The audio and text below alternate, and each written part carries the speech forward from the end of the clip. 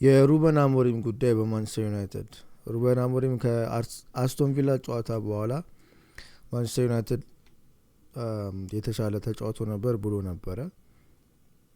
ግን የተሻለ መጫወት ውጤት አይደለም። የተሻለ መጫወት ዋንጫ አይደለም። ምክንያቱም መስጠት ምንም ትርጉም አይሰጥም። አርሰናል በዌንገር ስር ለብዙ አመታት በጣም ግሩም የሚባል ጨዋታ ሲጫወት አሳልፏል። ደጋፊ ግን ፍረስትሬት እያደረገ የነበረው ዋንጫ ነበር ሲፈልግ የነበረው። ዋንጫ አይበላም ግን አሪፍ ደግሞ ጨዋታ ይጫወታል። ጥሩ መጫወታቸውን ማንም ክዶ አያውቅም። ሁሌ ነው የሚነገርላቸው። ማንቸስተር አርሰናል አሁንም አሪፍ እንደሚጫወት ይነገርለታል። ግን ዋንጫ ከሌለ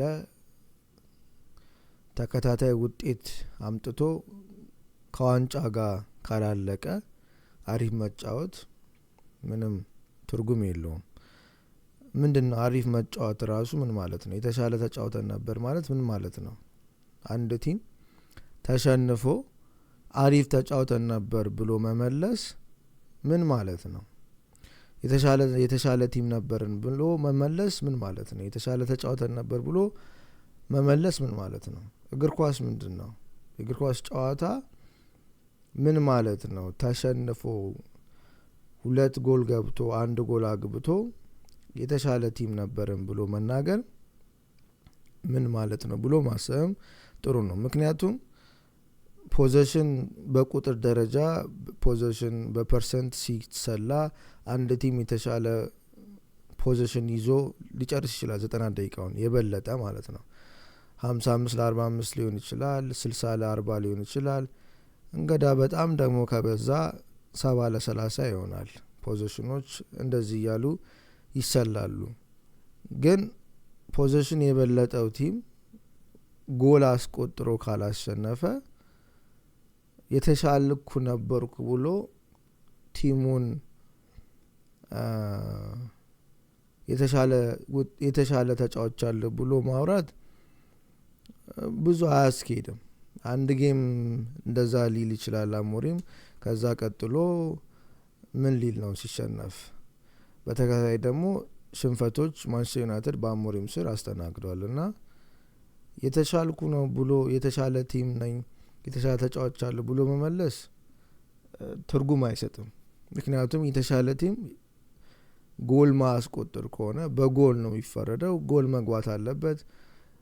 ተጫዋቾች አጥቂዎች ጎል ማስቆጠር አለባቸው። እንደገና ደግሞ የአንድ ቲም ተከላካዮች ጎል እንዳይገባባቸው ጎላቸውን መጠበቅ አለባቸው። ሙሉ ቲሙ ጎል እንዳይገባም ያደርጋል፣ ጎል ደግሞ ያስገባል። ከዛ 90 ደቂቃ ሲያልቅ ሞር ጎል ያገባው የተሻለ ውጤት የሚፈለገውን ውጤት አግኝቶ ይወጣል። ከዛ ሊግ ከሆነ ሊጎች ውስጥ ያሉ ጨዋታዎችን ካሸነፈ ዋንጫ ይበላል። እንደዚህ ያለ ውጤቱን የሚያስተካክል ደረጃውን ማስተካከል የሚፈልግ ቲም ደረጃውን ያስተካክላል።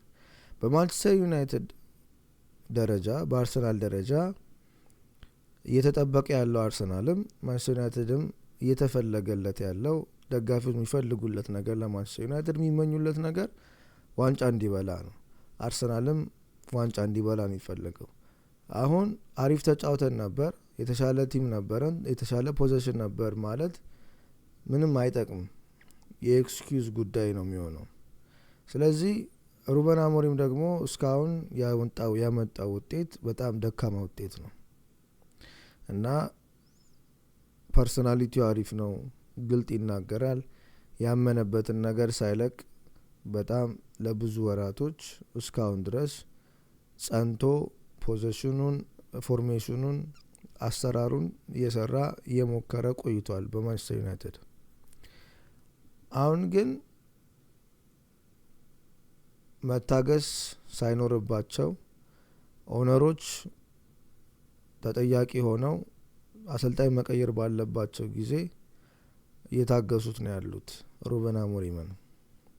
ሩበን አሞሪም በሚችለው በሚያቀው የሚያደርገውን ነገር ሁሉ አድርጎ ጨርሷል እስከ ዛሬ ቀን ድረስ።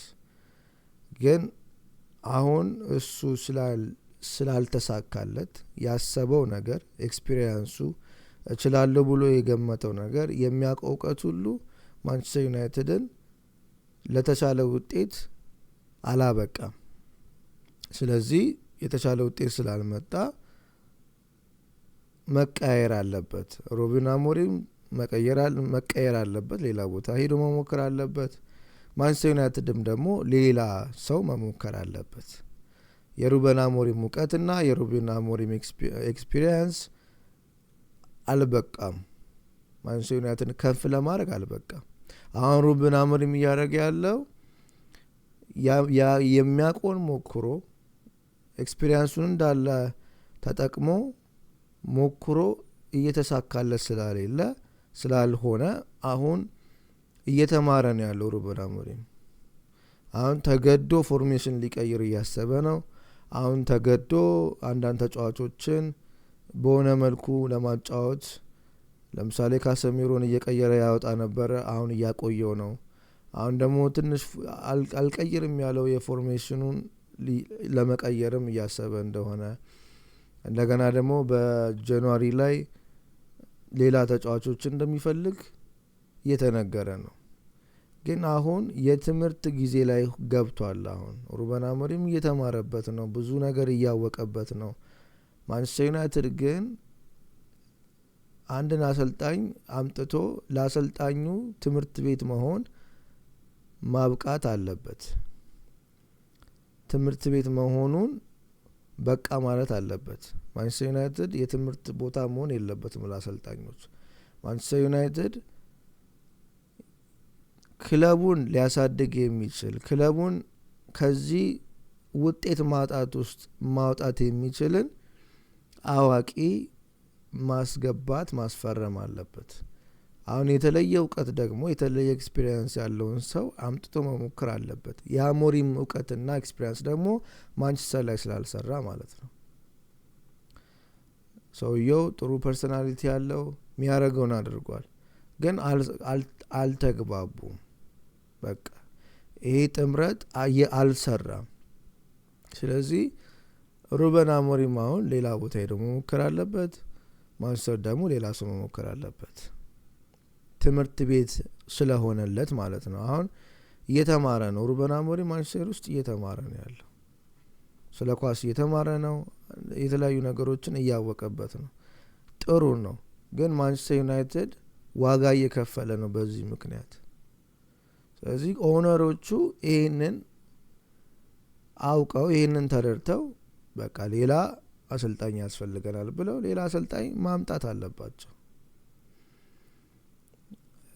ሌላ ተጫዋች ቢጨመር ጃንዋሪ ላይ የማንቸስተር ዩናይትድ ህመም አይፈወስም። ቁስላቸው አይፈወስም። ቁስል አይፈወስም። የማንቸስተር ዩናይትድ አይለወጥም። ባለፈው 3 ተጫዋቾች ምርጥ የሚባሉ ፈረሙ። ሚድፊልድ ላይ ኮቢ ሜኑ ጠበቅ ነበረ፣ አልተጫወተም። ውጤቶቹ መጥፎ ናቸው። አሁንም ሌላ ተጫዋች ቢመጣ ማንም ተጫዋች ኪሊያን ኤምባፔ ቢመጣ ቪኒሲየስ ጁኒየር ቢመጣ ማንቸስተር ዩናይትድ አይለወጥም። አሁን ማንቸስተር ዩናይትድ አሰልጣኝ መቀየር አለበት። ኦነሮቹም አመለካከታቸውን መቀየር አለባቸው። ፈጣን ውሳኔ መወሰን መቻል አለባቸው። ማንቸስተር ዩናይትድ ትልቅ ክለብ ነው። በዓለም ትላልቅ ከተባሉ እስከ 5 እስከ 10 ደረጃ ውስጥ ዓለም ሁሉ ከሚያውቃቸው ውስጥ ነው። አንደኛ፣ ሁለተኛ፣ ሶስተኛ ውስጥ ያለ ትልቅ ታላቅ ቡድን ነው። ይሄ ክለብ ማደጊያ ክለብ አይደለም። ይሄ ክለብ ትልቅ ስለሆነ ትልቁን ስታተሱን የሚጠብቁለትን ሰዎች መቅጠር አለበት። ፕሪሚየር ሊጉ ላይ ለመቅረት የሚታገል ክለብ አይደለም። ከቻምፒዮንሺፕ ደግሞ ወደ ፕሪሚየር ሊጉ ለመግባት የሚታገል አይደለም። ወይ 5ኛ 6ኛ እንዲወጣ ልክ እንደነ ኤቨርተን እንደነ ዌስትሃም እንደ ኖቲንግሃም ፎረስት 5ኛ 6ኛ ከወጣ ደጋፊ ሁሉ የሚደሰትበት ክለብ አይደለም። ማንቸስተር ዩናይትድ የሚጠበቀው ለቻምፒየንስ ሊግ እድል ነው፣ ለፕሪሚየር ሊግ ድል፣ ለዋንጫዎች፣ ለኤፍኤ ካፕም ካርሊንግ ካፕም እንኳን ብዙ ደጋፊው አያስደስተውም። አሁን ደጋፊ የሚፈልገው ማንቸስተር ዩናይትድ ያለበት ስታተስ እኩያው ቻምፒየንስ ሊግ ነው። የማንቸስተር ዩናይትድ እኩያ ፕሪሚየር ሊጉ ነው እና ይህንን አውቀው ይህንን ተረድተው ኦነሮች አሰልጣኝ መፈለግ አለባቸው። ስለዚህ ማድሪድ፣ ባርሴሎና ልክ እንደሚፈልጉት በደንብ የተረጋገጠለት አሰልጣኝ፣ ዋንጫዎችን ያገኘ አሰልጣኝ መቅጠር አለባቸው። አሁን ለምሳሌ የባርሴሎና ፍሊክ አሰልጣኝ በጣም ምርጥ አሰልጣኝ ነው። እሱ ማንቸስተር ቢገባ ልክ እንደሱ አይነት ሰዎች ነው ማንቸስተር ዩናይትድ የሚያስፈልገው። በጣም ጠንካራ የሆነ ትልቅ ክለብ ውስጥ ምስክርነት ያለው አሰልጣኝ ማንቸስተር ዩናይትድ ያስፈልገዋል። ስለዚህ ሩበን አሞሪም አሁን ነገም ሲሸነፍ ማንቸስተር ዩናይትድ ከነገ ወዲያም የሆነ ውጤት ሲመጣ የሆነ መልስ እየሰጠ ይቀጥላል። በቃ የእሱ የትምህርት ጊዜ ስለሆነ ማለት ነው። ግን ኦነሮቹ ደግሞ አርጀንትሊ ስብሰባ አድርገው አርጀንት መሆኑን ሴንስ አድርገው ሴንስ ማድረግ አለባቸው። ክለቡ የት እየሄደ እንዳለ ሴንስ ማድረግ አለባቸው፣ መረዳት አለባቸው። ስለዚህ እየሰራ ያልሆነን ነገር መታገስ ትክክል አይደለም እና ይሄ ነገር ቶሎ ቢቀየር መልካም ነው።